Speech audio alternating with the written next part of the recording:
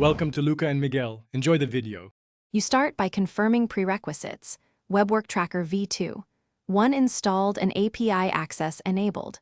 Once done, generate an API key in Settings, right arrow integrations, and copy it to a secure vault. Next, open the course you want to monitor and grant the tracker permission prompt. This connects user activity to the course.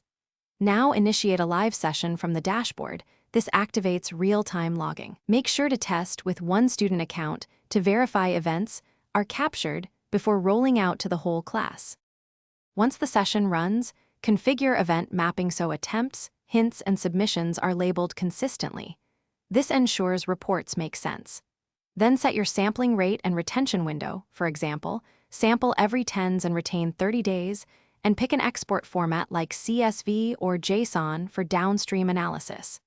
Next, enable notifications and set sensible alert thresholds for anomalies. You will want to calibrate thresholds with a short pilot to reduce false positives and keep the tracking useful, not noisy. To finish, run a full export and cross-check entries against your LMS records to confirm accuracy. Archive completed sessions, backup API keys in a secure store, and schedule automated reports for stakeholders. Make sure reporting cadence matches course needs. If you encounter missing events, first verify tracker permissions and the sampling configuration, then inspect browser extension conflicts and network restrictions. If problems persist, restart the tracking service and rerun the pilot capture to isolate where events drop, so you can fix the root cause quickly. Thanks for watching and please subscribe. It's the best investment you'll ever make.